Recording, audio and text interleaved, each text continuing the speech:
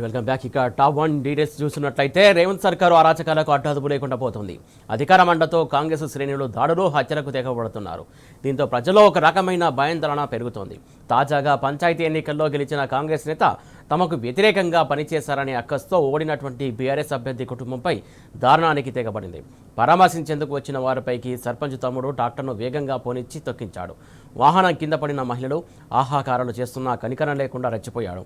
ఈ ఘటనలో 5గురికి తీవ్ర గాయాలు కాగా టైర్లపై నుంచి వెళ్లడంతో ఇద్దరి చేతులు, వెన్నుముక, పక్కటెముకలు విరిగాయి. కామారెడ్డి జిల్లా ఎల్లారెడ్డి మండలం సోమారంపేట గ్రామంలో దారుణం చోటు చేసుకోగా కాంగ్రెస్ హత్య రాజకీయాలపై రాష్ట్ర వ్యాప్తంగా చర్చనీయాంశమైంది. నిజామాబాద్ జిల్లా సోమార్పేటలో కాంగ్రెస్ గుండాల దాడిలో తీవ్రంగా గాయపడి సికింద్రాబాద్ యశోద దవాఖానాలో చికిత్స పొందుతున్న బీఆర్ఎస్ సర్పంచ్ అభ్యర్థి బిట్ల బాలరాజు, అతని భార్య గంజి భారతిని కేటీఆర్ పరామర్శించారు.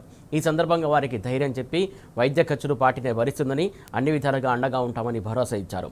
రాష్ట్రంలో కాంగ్రెస్ గుండాలు ఇష్టం వచ్చినట్టు దాడులకు తెగబడుతుంటే పోలీసులు నిశ్చేష్టులుగా వ్యవహరిస్తున్నారని ఆగ్రహం వ్యక్తం చేశారు.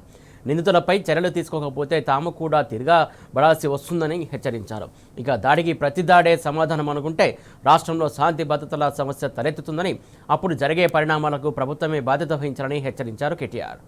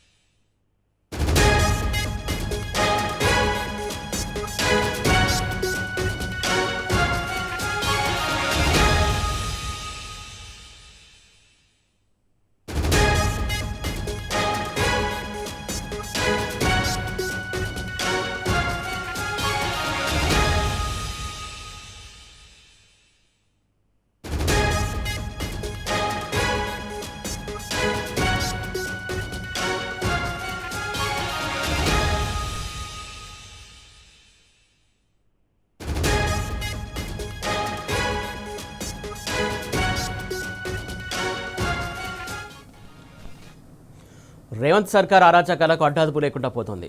అధికార తెగబడుతున్నారు. దీంతో ప్రజల్లో ఒక రకమైన భయాందోళన నెలకొంది. తాజాగా పంచాయతీ ఎన్నికల్లో గెలిచిన కాంగ్రెస్ నేత తమకు వ్యతిరేకంగా పనిచేశారనే అక్కస్తో ఓడినటువంటి బీఆర్ఎస్ అభ్యర్థి కుటుంబంపై దారుణానికి తెగబడ్డాడు. పరామర్శించేందుకు వచ్చిన వారిపైకి సర్పంచ్ తమ్ముడు ట్రాక్టర్ను వేగంగా పోనిచ్చి తొక్కించాడు. వాహనం కింద పడిన మహిళలు హాహాకారాలు చేస్తున్నా కనికరం లేకుండా రెచ్చిపోయాడు. ఈ ఘటనలో 5గురికి తీవ్ర గాయాలు కాగా టైర్లపై నుంచి వెళ్లడంతో ఇద్దరు చేతులు, వెన్నుముక, పక్కటెముకలు విరిగాయి. కామారెడ్డి జిల్లా ఎల్లారెడ్డి మండలం సోమార్పేట గ్రామంలో దారుణం చోటు చేసుకోగా కాంగ్రెస్ హత్య రాజకీయాలపై రాష్ట్ర వ్యాప్తంగా చర్చనీయాంశమైంది.